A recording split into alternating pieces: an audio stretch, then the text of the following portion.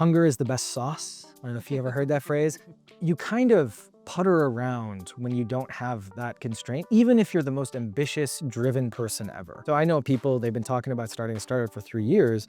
At some point, you kind of have to be the good friend to be like, you gotta move or stop talking about it. Because it's terrible for you to constantly have this resentment of the what if, and I don't want to be the friend that enables you. Today's guest is Patrick Campbell, founder of ProfitWell, a company that he built from scratches, from bootstrapping completely to selling it for 200 millions. It's an interview where we will go through step by step his whole career of a person who started from the NSA, then Google, and then the whole building of this crazy venture that was ProfitWell. And it's weird because you wouldn't expect Patrick to be like that if you look at startups. He's not a tech bro, he's not Ivy League educated, he's just a guy from a normal family who decided to follow meaning instead of just what everyone was telling him to do. After signing the company, we were talking about the aftermath. What do you do with 200 millions? Where should your life be headed? What do you really want in life? It's a rare interview of a person who started a company, built this huge amount of value, sold it, and is now facing the big question, which is, what do you want out of life? Today's sponsor is Becca, my own company. We are specialized in digital products. We are the nerds of digital products, and not just in design or development. We're the people you want to call when the digital product is not yielding the results that you want out of your business. We usually work with companies in between $2 and $50 million of revenue per year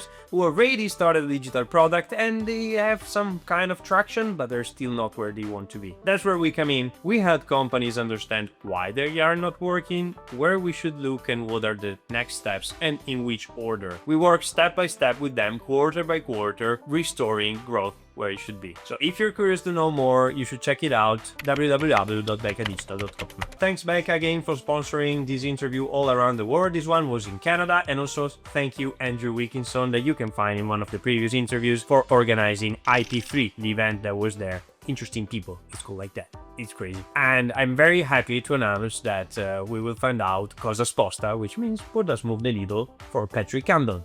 Welcome, Patrick. Hey, nice to have you. Yeah. How are you? Thank you. I'm doing well. Yeah. We're here on a lovely day in Canada, so it's good. But yeah, I'm doing well, just cranking along, and yeah, a little jet lagged, but that's okay. Yeah, me too. I have no excuse compared to say, Yeah. It's been interesting 18 hours. yeah, So, I would say so. all right. Yeah, So, yeah. and also thanks for Andrew Wilkinson to making this happen. Yes, All great. right. Yeah. We're here today for interesting people. Yeah, So I can tell my mom that some weird Canadians, sorry, not weird, some random Canadian yeah, told me that I'm interesting. that's okay. They're weird too. They're Yeah. not just interested. Sometimes. Let's go back to the very beginning of your life. Okay. Therapy session with Judo. Therapy. Yeah. So you grew up in a farm in Wisconsin. Farmland. Yeah. Which kind of farm? So Wisconsin is full of dairy farms. Okay. So Wisconsin is it's called America's Dairyland. And so does your family own cattle? No. I grew up in that area. Okay. Yeah. I milked cows as a kid. It was fun. I also dehorned cows. Okay. I don't have a sense of smell. I was born without one. Yeah. So, and so when you burn like a horn, it kind of smells like burnt hair. I always got the joyous job of working on that part. Yeah. So from milking cows to NSA, Yeah. then Google. Straight shot. That's exactly how my entire life went. Yeah, I milked cows, then I worked for the Intel community, then Google. That's right. Yeah. For young people listening today, that's how all you have you to do. Yeah. You milk cow and then Google, hey, can you come to us? We need. Exactly. That's how it worked. I mean, that's a pretty successful career start. Yeah. What made you change trajectory?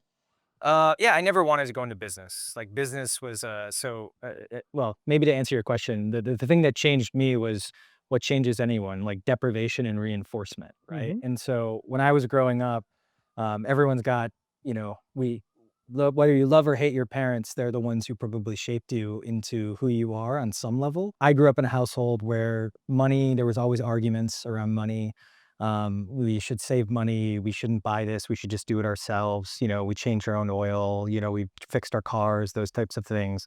Also a household where both of my parents, they had education, but they didn't get, they weren't like college educated, at least in the beginning. My mom worked from being on a assembly line up to working in an office eventually. And my dad was what's called a tinner, which is like a sheet metal worker.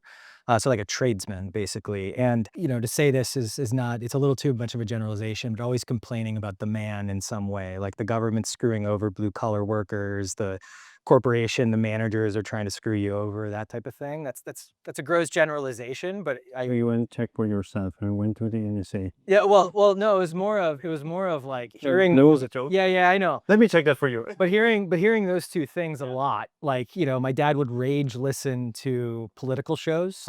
Like he would listen to the guy that drove him nuts every day, like the guy on the other side of the political spectrum. Wow.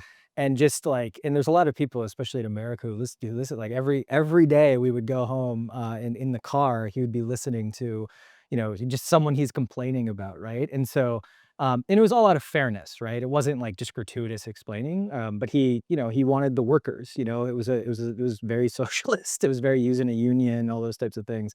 And so hearing about kind of fairness and hearing about like money issues, I never wanted to go into business. I wanted to kind of go save the world and like work for the government.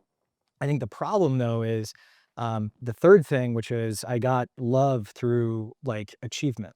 So basically, I would get good grades. That's how I got love. I would fix something. That's how I got love. I would win a tournament. I would get love that way. And so when you mix these three things, there's only so many jobs that like you can continue to get that reinforcement, because every time you're working for a boss, you're basically like, the boss doesn't care as much as I do, or I want to get that achievement quicker. You become, as your shirt says, ungovernable, basically. No, you do. You really do. And so, basically, when I went and worked for the government, that's because I got recruited and, to be basically work in the Intel community as an Intel analyst. And it was some of the most fulfilling work I've ever done, but it's the government. It's a giant bureaucracy, right? And, maybe our bureaucracy is a little bit better than the Italian bureaucracy. It's me. It's still a bureaucracy though, right? So to make a really long story short, I like thought, oh, I'll go work at Google or I'll go work for a tech company because that'll be not bureaucratic. Well, 30,000 people when I was there. And so it's a big bureaucracy, right? And then I was like, oh, startups, those are like really quick. And it's like, I went and worked for like 100-person company. And it was like, oh, I'm working for 100 people and I still am like ungovernable and miserable, right? And it's the point is, it says more about me than it does any of those experiences. And so entrepreneurship is basically the world where I was able to do things quickly and, get that achievement or that failure. And I could, basically have that control, for the lack of a better phrase. And then it kind of took care of like the money side, because my thing wasn't like, I don't have luxury tastes, or I do, but not like, certain people. I have more like the security, needs when it comes to money, where it's like, oh, I can, I have more freedom. I can do this, or I'm not going to end up in this way or anything like that. More like safety. Yeah, it's all about that safety. Yeah. So that, I don't know. It's like good therapy session to know where you come from, I suppose. So you talk about feeling like that everything was slow and was very frustrating. So you learned that that wasn't you, from those organizations. What did you decided to not bring into what you built from those experiences? What's really interesting about organizations is that they will become like the organizations you hate over time, unless you are very, very diligent about fighting back of your organization becoming that. And so to give an example, a lot of times inside an organization that's really large, you have many decision makers, right? And there's some project that you might have where all of a sudden you don't know who's actually making the decision. And then all of a sudden, this team wants to give input, this team wants to give input, this team wants to give input. And then everyone's just kind of going in circles. And then you kind of get to some cohesion. And then this other team is like, well, I didn't get to give input. And now we have to do another 6 to 8 weeks, right? And that happens typically because there's no direction that was clearly given. There's no identification of who the clear decision maker is. And politics and gossip kind of fester because of that lack of direction and that lack of, decision maker choice. And so things like that are things that we went way out of our way when we started noticing them to kind of attack. And then when we set up our values and when we set up how we wanted the company to look, we also made sure that we set values that addressed these types of things. So one thing that happens in large organizations is that real feedback is incredibly difficult to get, because your manager doesn't necessarily want to give you the ideal feedback because you're going to give feedback on them, and they inherently, and I'm generalizing, care about moving on up, right? Or whatever they're going to get out of the Mm-hmm. organization. So it creates this veneer inside this company of, the gossip and the politics, right? And so one thing we did is we said feedback is non-negotiable. Like that was one of our like big values, is like your job is to give feedback. This is what feedback looks like. This is what feedback doesn't look like, so on and so forth. Same That's thing. interesting. Like, how does it look like, and how doesn't it look like? Yeah, like what is feedback? Yeah. Feedback isn't, hey, this sucks. Feedback isn't, oh, it's amazing. Feedback is asking questions around what is the goal here? And then based on that goal, identifying, well, given that goal, here's what I think could be better. Here's what I think probably is great. And here's the magnitude to which I believe those things, right? Most people don't even think about, because they're like, oh, we'll just figure this out on its own. But this stuff compounds. And we learned this the hard way with some other values, particularly around kind of politics inside the office. American work culture got very like truly political, like in terms of we had the George Floyd protests. We had, a lot of stuff around COVID. There was just a lot going on that like seeped into the organization that was political. And we did a really poor job, or I don't know, it depends, it's all relative, but we did a poor job of like handling that, because we had a culture that was very, um, everyone's opinion should be heard, right? But then all of a sudden, some of the opinions wanted certain things that were just not good for our culture, and they weren't good for our purpose. And so we had to kind of curate and be very, very clear about what do we focus on, what do we not focus on. And I think that was a really, really big thing, that when you see problems come up inside a culture, it's typically people, and you have to make a decision. Is it this person who shouldn't be in this culture, or is it you have not set up the rules of the culture properly to kind of coax the company along? The George Floyd Yeah. situation, for those who aren't in the States, a police officer, I think legally, like, I'm not a lawyer, but like killed a guy. This was just something that like unleashed a very large racial conversation in the United States. And to say that, oh, you should leave politics at home and all this kind of stuff is a little naive, because, Gen Z millennials, we bring ourselves to work, and Google, as well as other tech companies, asked us to bring ourselves to work, right? And I don't think that's a bad thing. But I think what ended up happening is we had a couple of team members that were very like guilt about this as like the world. And then they tried to bring that into the organization and say, we need to do this, and we need to do this, and we need to do this. And because we hadn't had like a very specific, here's how we handle these things that they wanted, it was one of these things where all of a sudden, like, that opened them up to like having like no bounds for what they were asking for. Yeah. But we didn't make that as clear as we should have. We talked about it, but we didn't say, no, this is how we think about things, until this happened. And it was really hard, because I think it was at an emotional time where if we had brought that up, before the emotional time, they might not have even taken the job. And so when they're interviewing, being upfront with, here's how we handle things, and giving that example, like, we believe in this. If that is difficult for you, no judgment. Google, NSA, et cetera, because they are large organizations, tens of thousands of employees, they have to basically dilute down all of these concepts, because they have tens of thousands of employees, right? Some people who have done really well at this, Netflix and Amazon. Netflix in particular is very clear about some of these things. They're different. But I think that's the biggest thing I learned was I worked with a lot of people that, didn't believe what I believed or what our organization believed. And then I didn't have the guts to defend that, probably until something got so like obvious that it needed to be defined. And I wish I would have done that earlier. Yeah. And it's easy to say what I'm about to say, but it's really hard to do. But you find out, like, as soon as Facundo and I were like, it's not worth it. Like we talk about these things and we had good intentions. We were trying to convince these people that this way of looking at the world is better for them.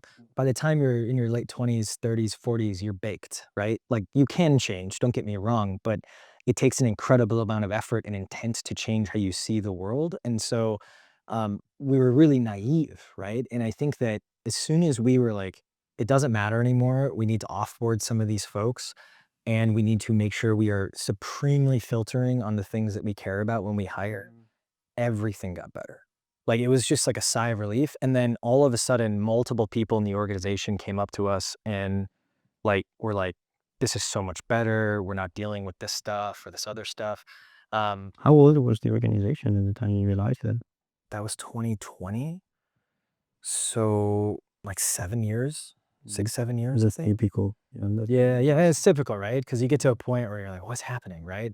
But I also think there's a lot of companies that just aren't intentional about it. Like they're 15 years old, 20 years old, right? And I would say like your first year or two, depending on like scale and stuff, some of this stuff is it's just you and your team. So you don't need to like get overly about defining this. But as you get 20 people, as you get 50 people, you kind of have to reevaluate these things over time.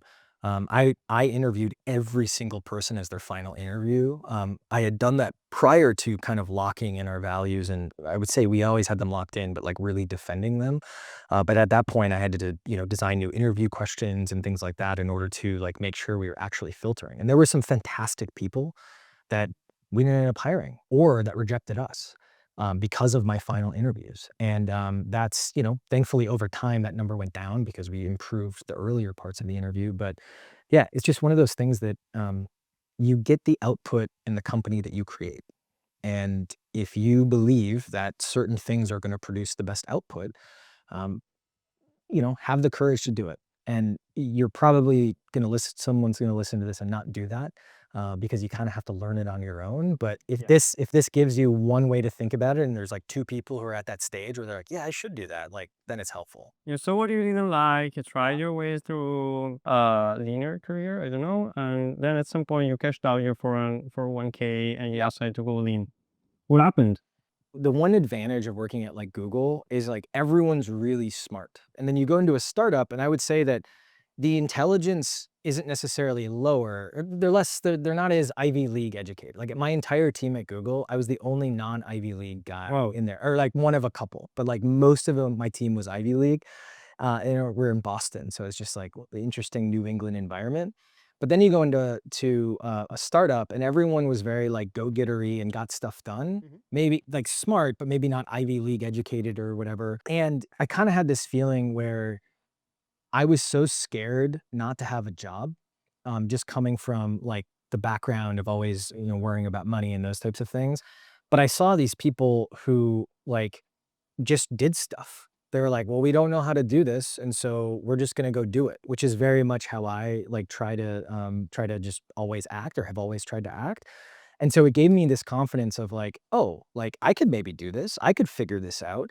And that mixed with basically realizing like I was in my early to mid 20s, like if I don't do this, and this is, what I noticed at Google, the reason I left Google is because people either left after a year and a half when I left, or they stay for 7 to 10 years because they get used to you're overpaid for what you do. Like you absolutely are overpaid for, selling ads or whatever you're doing.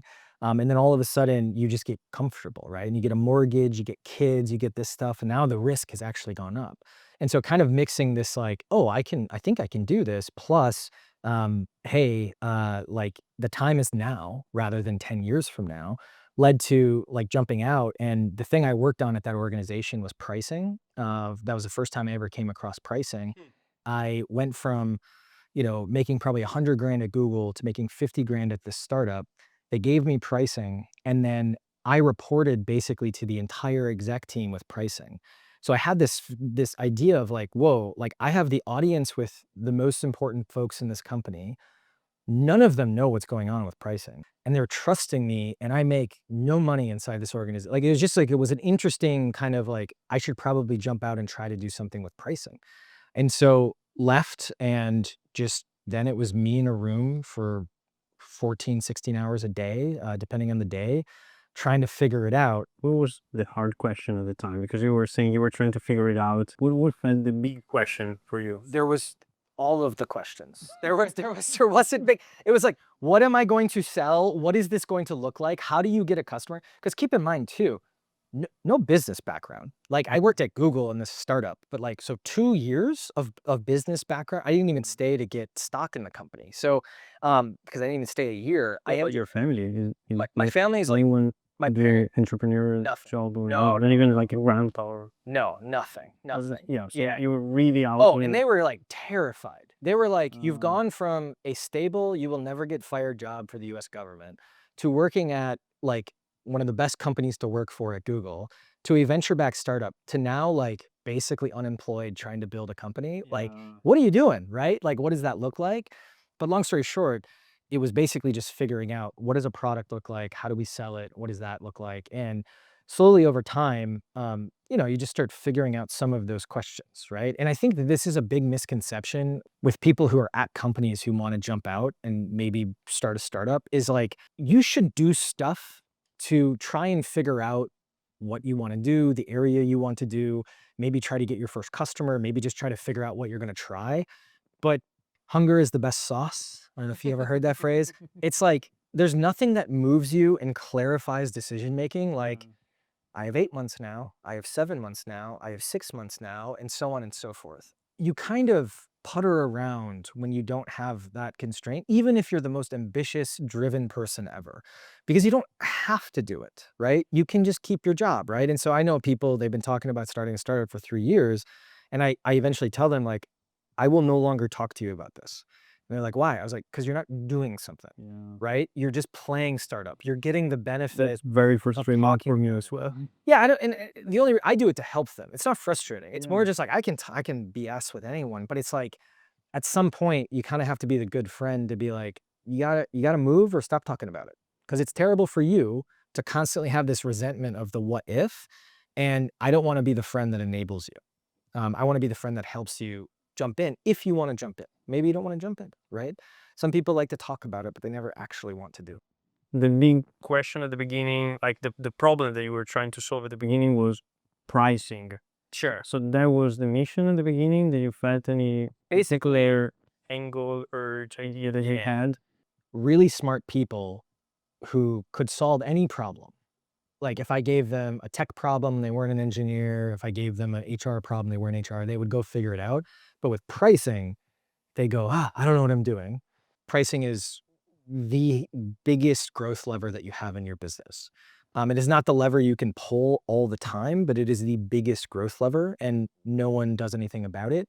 That kind of came together. So started basically trying to sell like this concept of like, here's some software that will help you figure out what your price should be.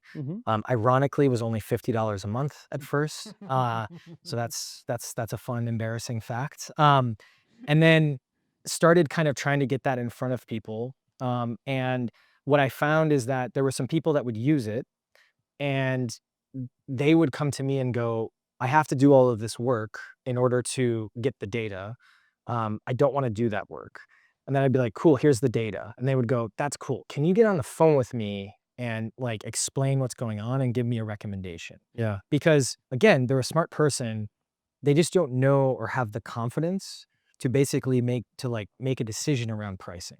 And so I said no, because that's services. And VCs don't like services because I started learning about services. And then they said, okay, we'll pay you a lot of money. And I said, okay. I like Yeah. So I think our first customer, Paul Farnell from Litmus, it was like $1,500. Whoa. I got him some data and we talked through it. And then all of a sudden I sold, I think, Chris Savage at Wistia for a free video. I got a free video, a marketing video out of it. And then Chris Bulger from Compete at the time, like $5,000. And then all of a sudden I started getting a playbook because I had done these like quick things. And then all of a sudden, I sold someone for 10 and 20 grand and so on and so forth, and kind of created this little services model where we could start figuring out, okay, like here's what the package looks like. We'll get you your data. You'll do this, and kind of building it as we went. And when I say we, it was just me at the time. Doing everything, including marketing and content and services and sales and all that kind of fun stuff. And then I got enough money that I hired a sales, initially just a sales guy, Pete, and he took over that side of the business So you ended up not taking any VC money? the whole time. No. Yeah. Like, is there anything that you feel that you might have lost because of that, or? At some point, we realized that the services, there is a pure software pricing product, but it was going to take a while and it was going to take data to build. I think that, to give background, we built a free analytics product that tens of thousands of companies ended up using, using. And then we had a number of paid software products that sat around that related to retention and pricing. And so with that background, I think we didn't raise VC because, frankly, it felt like the feedback cycle, the learning cycle on raising VC was going to be too long. Because keep in mind, I didn't know anything. I didn't know inbound marketing. I didn't know blog posts. I thought marketing was paid search ads because that's what I worked on at Google, right? So I just thought that was all of marketing, right? And so all of a sudden, learning how to write a blog post, get people to download an ebook, get on a price audit and buy something, that felt like, oh, I can learn this really, really quickly.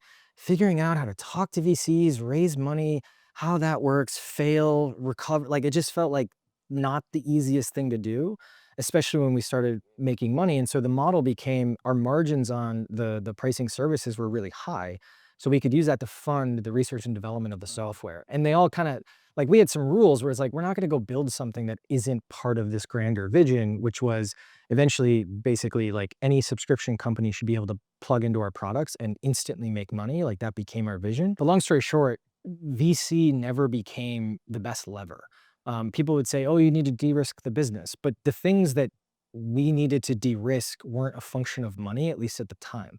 So to answer your question, there wasn't anything obvious at the time. Now, in hindsight, I do think we probably could have sped up in certain places.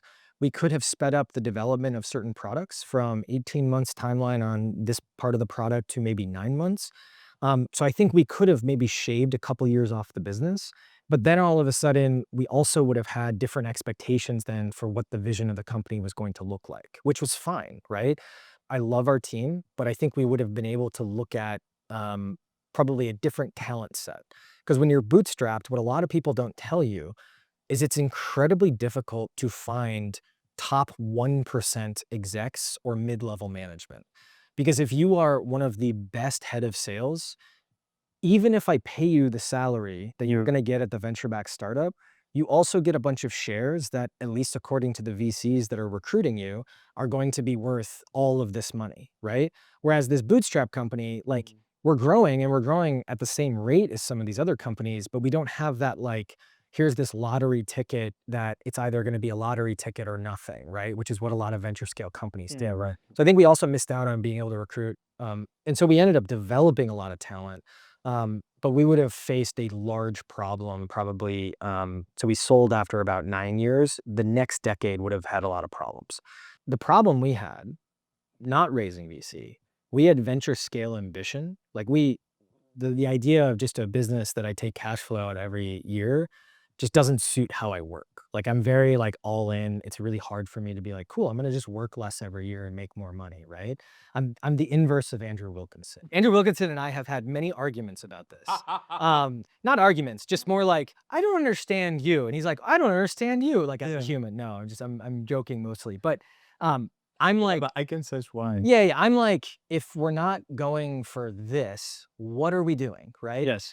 And so, long story short, I think that a lot of founders, especially when you're co-founding a company, you should be aligned on where you're going. And one of the bigger mistakes we made regarding VC is we just didn't, we were wanting venture scale, but we weren't making all of the venture scale decisions we were supposed to. And raising VC would have forced us to do those things. It all worked out, don't get me wrong, but it's like one of those things that you got to think about. Like, I admire the people who, like, even after multiple exits, the first thing they do is they raise money and they're going as fast as possible. And if they realize 9 months in it's a terrible idea, they return the money and move on to the next thing. It's a very different type of person. You offered ProfitWell metrics for free. Yeah. Ironically. But Well, we changed the name to ProfitWell at that point. So yeah. no longer price intelligence. How early did you feel that there were some results that you felt, all right, this is Yep. a very interesting thing that we're doing, and paid search is not the only way to acquire customers? In order for us to build something for pricing that automatically helps your company or retention or acquisition, we need to have attribution, and we also need to understand what's working in the business, right? And so we went, what does revenue performance monitoring look like, right? So that's what kind of started us down this path. And anything we thought of building, we were going to need revenue data, like anything. Because I can't tell you to change your price unless I can tell you, hey, if you change your price, this is going to happen to your revenue. And so we thought, okay, here's an interesting idea. We can do something where you plug in Stripe or whatever you're using and get free financial metrics. Uh-huh. And what was really funny about it is we actually wanted to charge for it. But as we started doing our product development, we started realizing like the difference in willingness to pay between a very large customer like HubSpot and a small startup, it's very close together. Like the HubSpot is willing to pay $500 a month and the startup is willing to pay $50 a month, but you never want that tight of a spread between your largest potential customer and your smallest potential customer because there's not enough HubSpots to get really large sums of. Right. Yeah. I see And what you're saying. also, you're going to get churn, right? Because that's what happens in subscription companies. So I'm not going to have enough people upgrading to enough amounts in order to make this a really interesting business. So that was the first realization. Second realization is from a product perspective, there is no 10x better product that is graphs. Like there's no product I can create for you that is graphs. Like, hey, I'm going to give you graphs for this data that is going to be 10x better. It would be a great name for a software though. Totally. Graphs. Graphs. But that's all it is. It's just graphs, right? Yeah. Now, they're graphs you want, they're graphs you need, they're graphs that are helpful for you. But if you make a product that's graphs and I make a product that's graphs, yours might be 3x better, 4x better, you might be a better designer, but it's not going to be 10x better. Yeah. Because at the end of the day, it's graphs, right? And so with this realization, we were like, well, if we can't build a 10x product, like that kind of stinks. And then also on top of it, as we started like sending this out, people were like, oh, you're like these guys. There were a couple of other competitors because building on Stripe was really easy. So we had to go, okay, well, what do other analytics companies do? Well, they either go free, and there's not a lot of them that do that, or they go up market. So they end up selling to Fortune 2000 companies. They sell hundreds of thousands of dollar contracts each year. And we were like, it doesn't feel good. So we had to either go free or shut down. And we said free because we think this data is going to be really important to train the algorithms for this other products that we were thinking about around pricing and retention. And so that's kind of where it came from. And then the other thing that I kind of realized is that when you look at marketing, a lot of people misunderstand what freemium is. Freemium is a premium ebook. That's what you're doing. Yeah. You're giving away an offer Yeah. in order for people to basically become a lead. And a lot of people treat it as a $0 pricing plan. And technically it is a $0 pricing plan, but that's not its function. And so freemium is an acquisition model, not a Yeah. revenue model. And so, Well, then depending on the value of the lead, that's where you should. totally, right? totally, Yeah. totally. And so, well, the lead is valuable, but if I give you an ebook Yeah. and you download the ebook and I try to send you a message and all of a sudden you don't want to get on the phone because you just want to learn about pricing, it's going to be 7 months before you're even able to try to use our paid product. Well, now I don't have a connection to you to try and make sure that I'm the first thing you think of, or at least I can kind of poke you every month for the next 7 months. Yeah. And so the biggest misconception that people don't realize with freemium is it's part of the middle of the funnel and it's creating a pool of leads that you can nurture over time and essentially maintain being top of mind for those leads. And so that kind of strategy or the theory forced us or pushed us to make this free product. And the other big misconception that people have with freemium is your freemium product needs to be better than the paid competition. Because if it's free, people expect it to be crap. And if your product is just functional and they just care about the functional, that's fine. It cannot be that great. But they are willing to pay $100 for something that's better. But if all of a sudden it's just as good as the paid competition, if not better, you get Yeah. this really interesting brand shift where their expectation is down here, they're like, holy cow.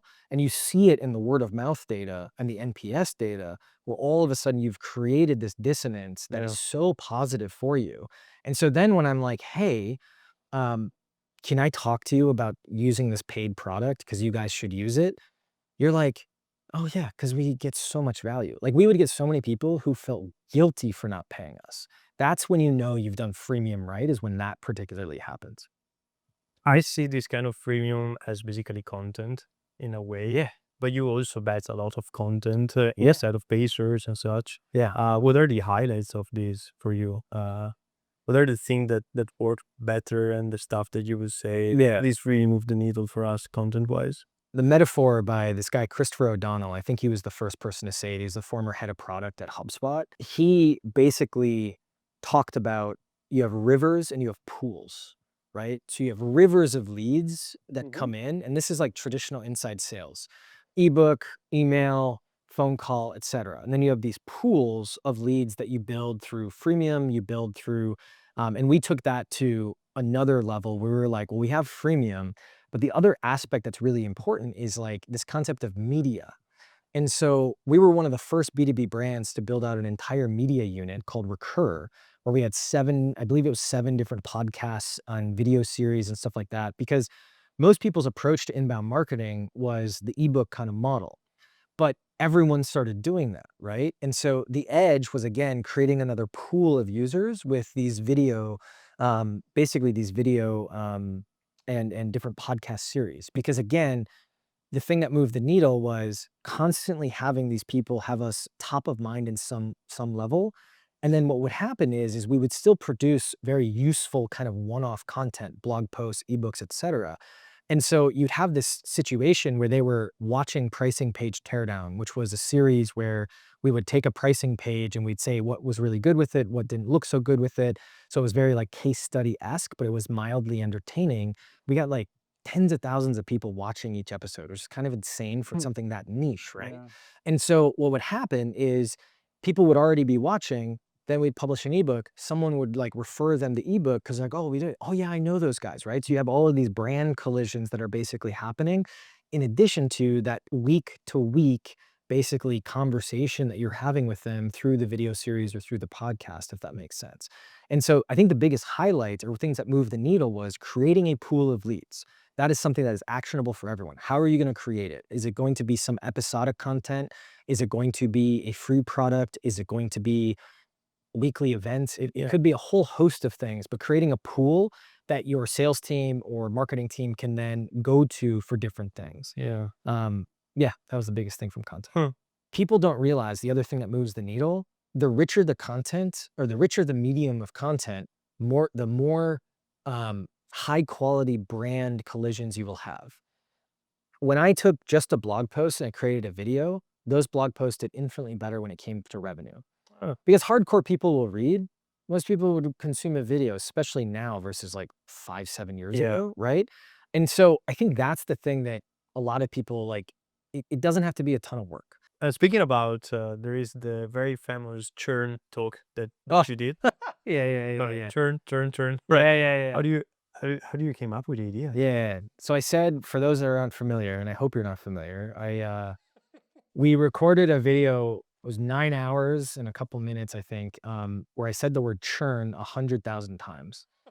The other thing you might not know is one of the last talks I ever gave, representing ProfitWell, after we got bought, I went on stage at SaaS Stock, and the entire talk, the only word I used was churn. Yeah, that was the one I was. That's what you're referencing? Yeah. Okay. Yeah. Well, there's a video where I did it. Yeah. And then there's a talk I gave. Yeah. So I was talking about the talk, but like how you ended up. So basically, going back to these pools and river kind of concept, right? The thing that a lot of B2B marketers in particular do is they get caught up in basically like monkey see, monkey do marketing, where you're like, oh, you do an ebook, I have to do an ebook. You do a podcast, I have to do a podcast.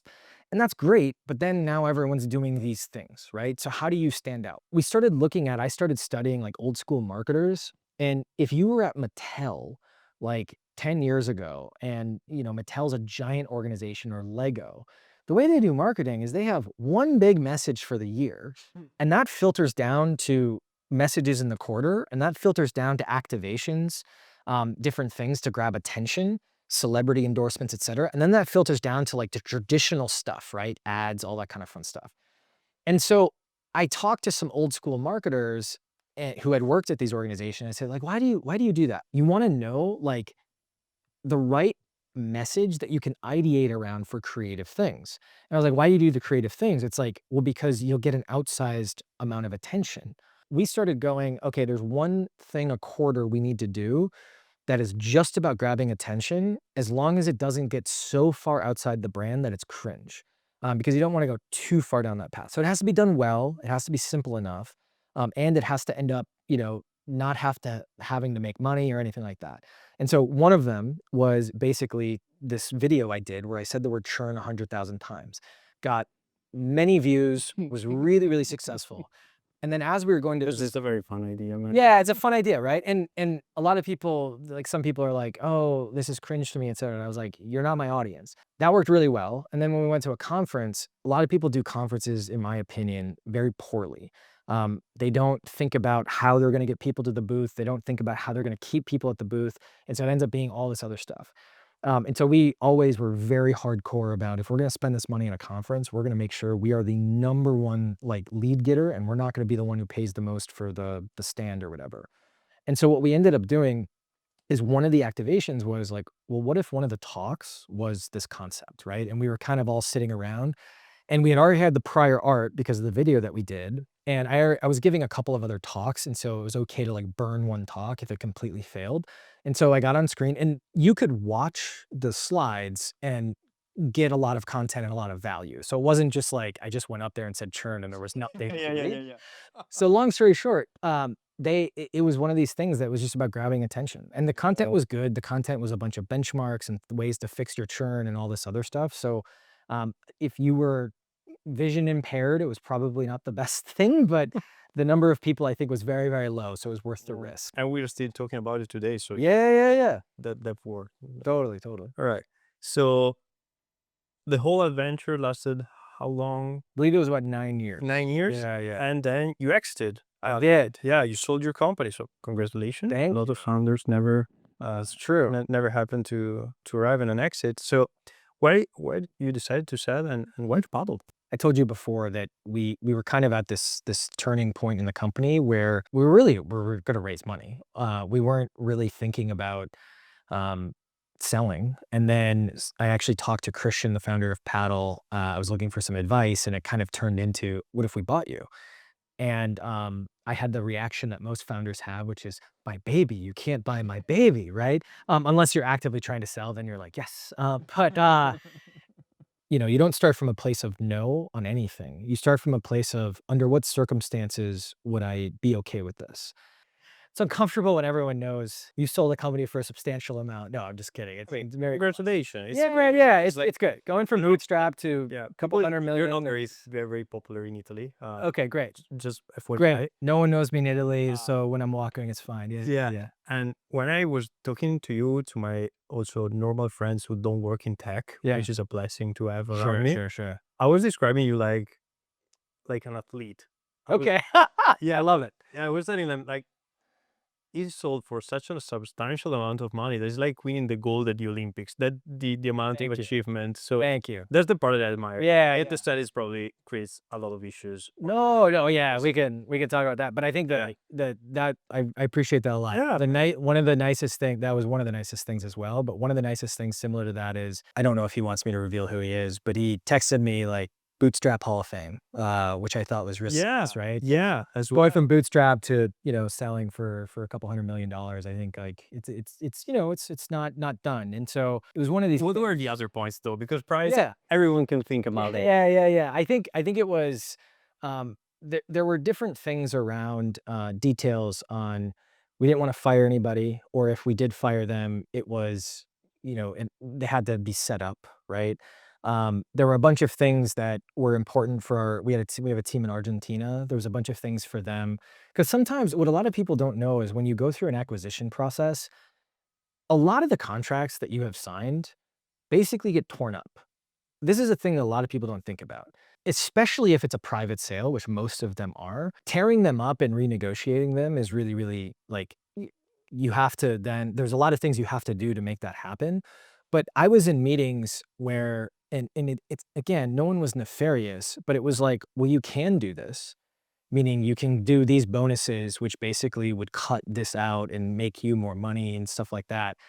And it's very common, right? And you kind of see this in some of the AI startups that are selling right now, where they're selling like 49% of the company, the founders and everyone else are getting that money and then leaving. And then all of the employees are left there with a company that's just a shell now, right? And it's a very different thing. But even before, you can basically negotiate, because what ends up happening is you can go to an employee and you can say, well, we're selling, and you can take this and be fine with it. You can leave and try to sue us. And what are they going to do? Because they might not have it, because they're not necessarily getting the money to sue us. Yeah. Or, you can, be okay with this and sign it and move on. Right.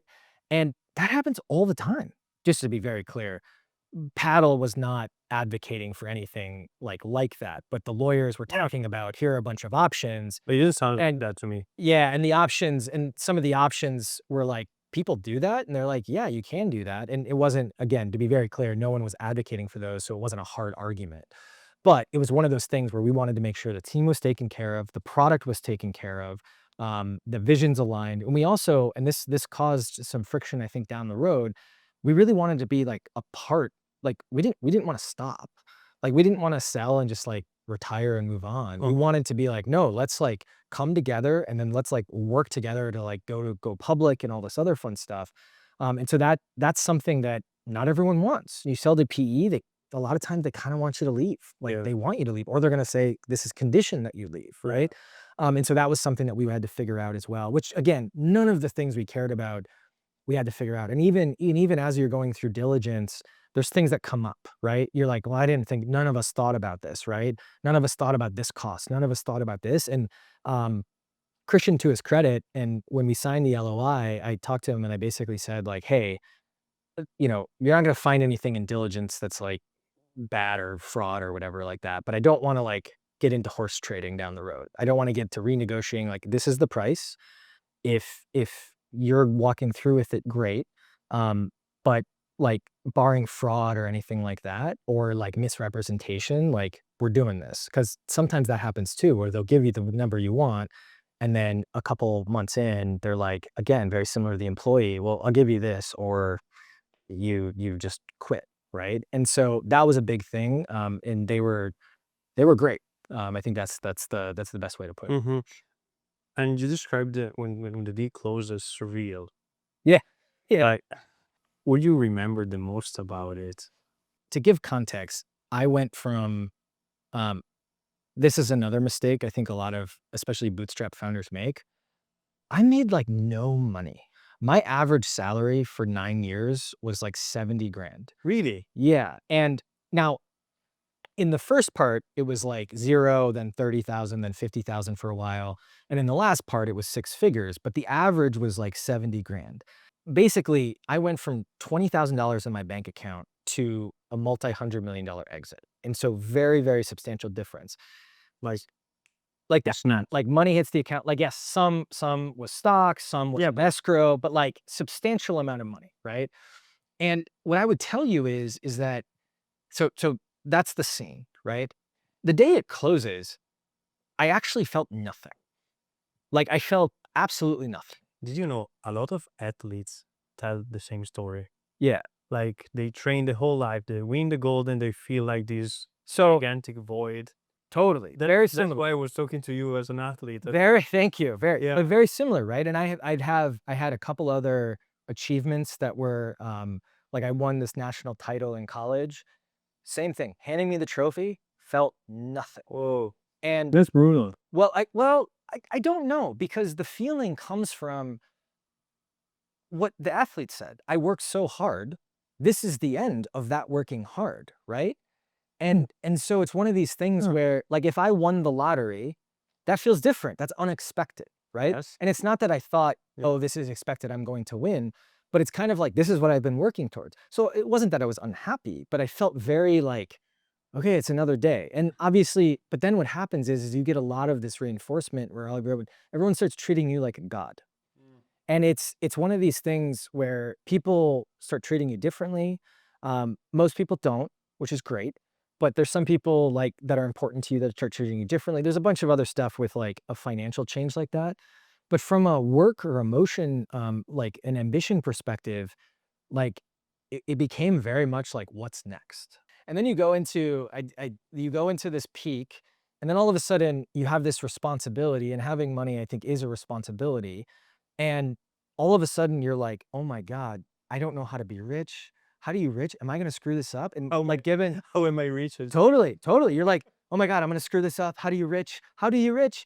And because all of a sudden you've never dealt with, well, where do you put this money? What do you do with it? How do you think about spending? There's no like blog post on when you have this much money, what your proportions of spending should be, Yeah. right? There's no like adjustment. And again, it's because it's a very unsympathetic blog post.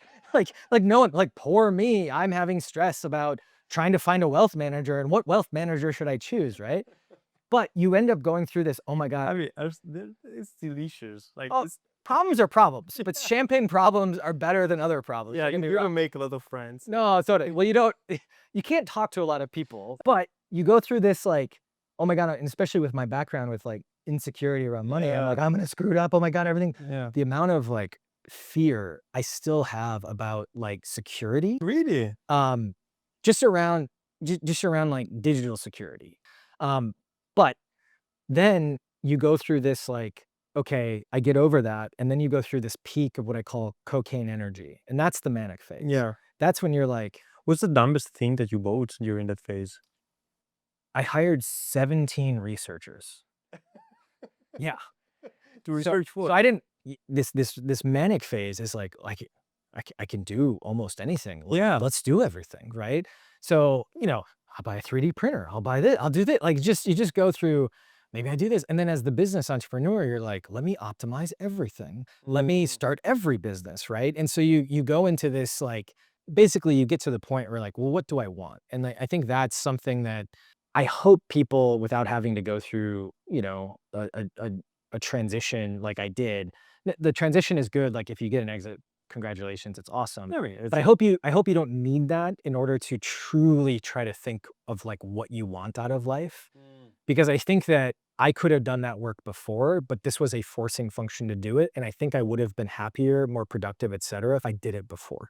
So what you're saying, if I understood correctly, is that this kind of trauma, Please don't hate me. no, but like, let's say, This event. yeah, life-changing event. Yeah.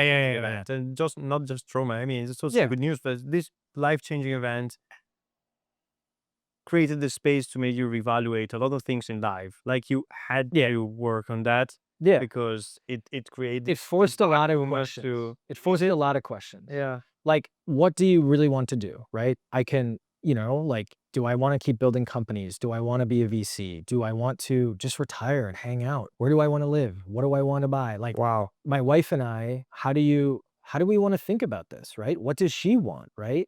Because all of a sudden, like, she doesn't have to work. And, you think that's a luxury, but then after like 3 weeks, you're like, I got to do something, right? And so you definitely have the optionality because you can be all in on a hobby that doesn't have to make any money and Yeah. lose money. But I think that it forced a lot of those questions in a short amount of time. And I'm thankful for that, obviously. But I think it's one of those things where when I talk to a lot of people, especially a lot of relationships, I encourage a lot of these questions to happen regardless of that event. I couldn't admit I was smart until like 2 years ago. If you're like, you're smart, I'd be like, I'm not. Like I thought I was an idiot. And like objectively have all of these things that show that I am smart. And that was something to kind of like work through. And the reason I bring this up is because if you're listening to this podcast, you're in a position where like you have an opportunity, whether you were born with something, whether you earned something, et cetera. Like it's kind of rude to not figure out what you want and go after it. If your goal is like, I'm going to be the best dad or the best mom I can be, amazing. Like you don't have to build a company. You don't have to like get the promotion. Like, I do think it's important to figure it out what you want and then go after it, because too many people, they try to figure it out and then they're like the person we talked about before, where they just talk about it, and that builds resentment. That builds resentment internally. And so, yeah, I don't know. I think you can do that without an exit, but I think it is one of those things where when you get money, it accelerates a lot of development, or it accelerates a lot of really bad behavior. Yes, yes. I see you as a like super goal oriented guy, Okay. and also a very good strategist. Like Okay. you told me, I see things that I want to achieve, and then I try to build back from there. Yes. Because I know how to carve a path, basically, or Yeah. at least imagine. Or trust I'll figure it out. Yeah. Yeah. I'm wondering, like, how do you merge curiosity and creativity for the sake of exploration on this, more on the life side and less on the business side? My co-founder and I, Facundo, we're, he's about 10 years older, but he is still much handsomer. Don't worry. But we're like going to work till we die, right? We're those types of people. And so we were like, we know we're going to do something else. Let's start trying to figure out what that is. And there's a little bit of like, oh, this could be cool, that could be cool. You see an article, you see a tweet, oh, this is a cool idea, etc. And you kind of do that for a little while, where you're just trying to like let's just get a bunch of nouns, basically, a bunch of different things that could be interesting. And so for us, it was, what is important to us in the company? And it was, one, it has to be attacking a large space, or it has to have a path to a large outcome. Outcome, very loosely defined. Outcome can be money. Outcome can be change. Outcome can be impact. Yeah, but substantial. Yeah, substantial change. We have to not have to go back to school to get specialized knowledge. And then I think the third one was, we have to be willing to do it for 30 years, because we already pre-filtered, like, we want this to be the thing we do for the rest of our lives, basically. And so then you looked at this big list, and then we boiled it down to, I think, a list of like 10. We go through each and we kind of like, one, explore it against those particular principles, but we also end up kind of thinking through like, well, what could we do? What could we do here? What could be interesting? What's the problem? Lots of discussion. And so we talk through those things, and then we have like a loose rubric on, we go back and forth with him, and we're very different. He could go build something that 1,000 people use and they love it and be happy. I need something where I'm like, I don't know, like a self-righteous crusade against an industry or against like some problem. The 30 years thing is, it needs to be a big enough problem. 30 years from him is, it has to be an interesting enough space, or something that he loves, or something that he cares about. And so he's more of a product guy, more of the business side. So long story short, that kind of filters things down. And then all of a sudden we end up picking a space. And then once we pick a space, it kicks off again. What inside that space? And for us in particular, we started mapping the money through the space, because money is this generalized reinforcer that basically drives the world.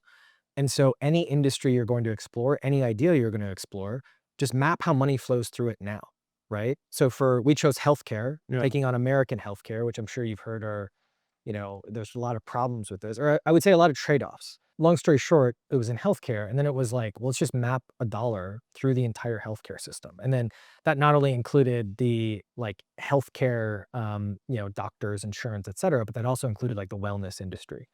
And then all of a sudden it became lots of doing this again. So we have this, now it's chaos. Now we filter down. Then the level of abstraction goes down. Now more chaos, more kind of principles to kind of filter, and then so on and so forth. And I think that cycle is pretty much what drives almost anything. And then the last thing, to some point you said, is being very open to going back up the chain. So what ends up happening is, we'll get deeper and deeper on, we were going to build what's called a payvider, which is an insurance and a doctor. So in America, there's payers, which are health insurance companies, and there's providers, which is your doctor, your hospital, your clinic, whatever it is. And what some companies have started doing is putting those into one. You get some advantages, particularly around administration and stuff like that. So one of the ideas we were like, oh, that's what we're going to build. We're going to build one of those in a new way. But then all of a sudden we realize, wait a minute, when we look at the upper level of abstraction, there's no way we're going to change this. Like there's no way we're going to change the healthcare system, which is ultimately part of our goal. And so that's not going to work. Oh, we got to go back up here, right? And so it's being very open to being wrong, I think is the hard part. But I think that's entrepreneurship in general. You constantly are like, this will work, and oh my God, we're going to fail at the same time. Yeah. The same. There's a lot of ambiguity. It's a lot of managing that precipice. Yeah. Yeah. So what's the new idea?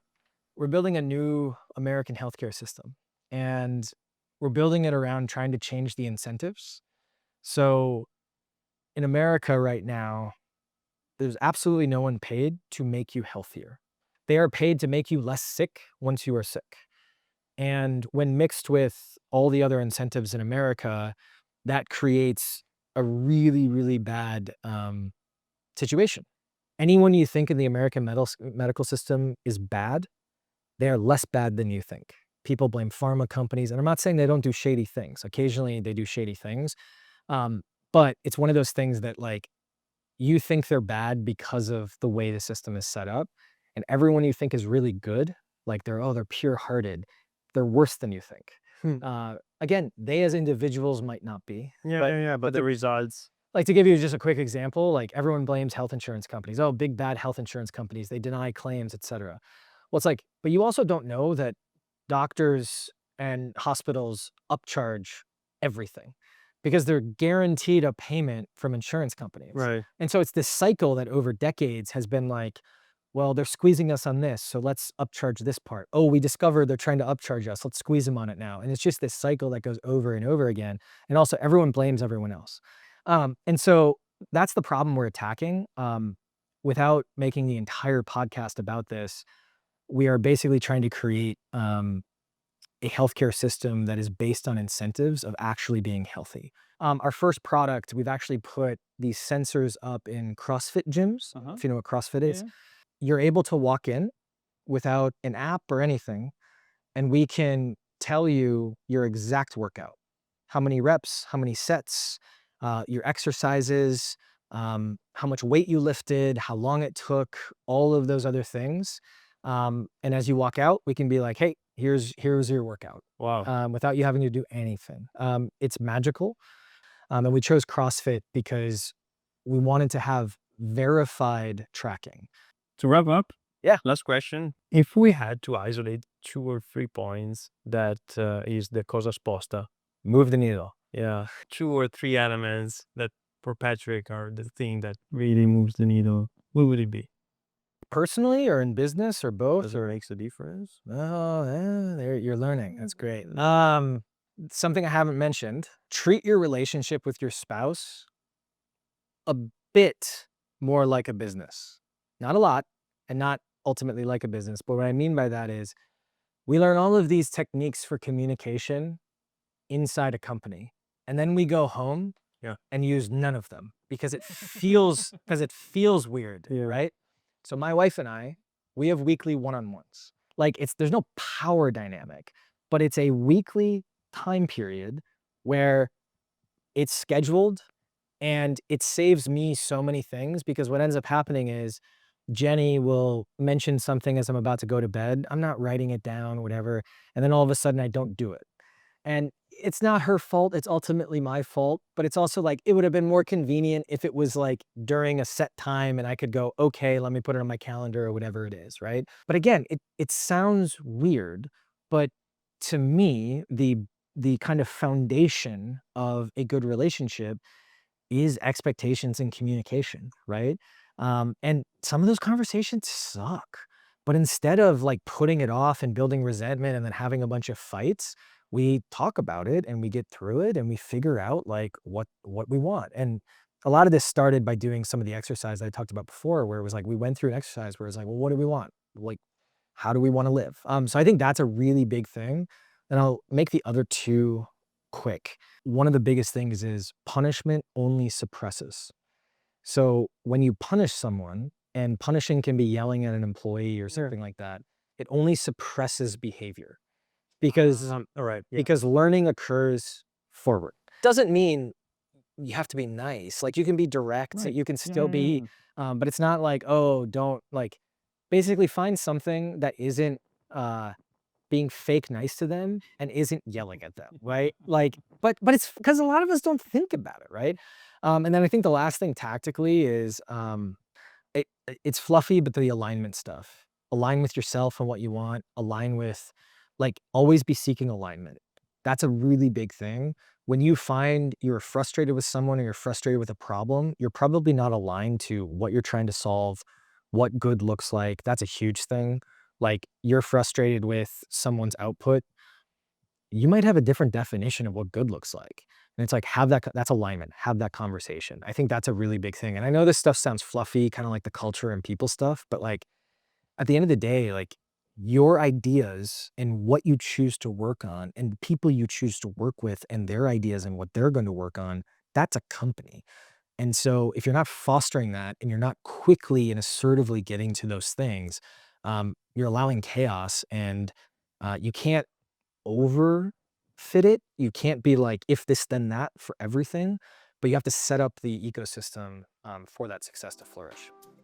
Thank you. Yeah, absolutely. So this episode is over. Thanks a lot for listening. If you're here at this point, consider making a donation to the channel. You can press thank you here on YouTube, and it really helps me growing the channel. Also, if you don't want to spend money, it's totally understandable. You can leave a like or subscribe to the channel. Again, it helps me spread the message to more people that might be interested in stuff like that. Cosa Sposta is also available on Spotify and Apple Podcasts, so feel free to listen to that given while I'm doing other stuff and not just on YouTube. And if you like what you saw, we can see each other in a couple of weeks for the interview to Gillian Liu, founder of Kyoko Beauty. Thanks for listening, and see you in a couple of weeks. Ciao!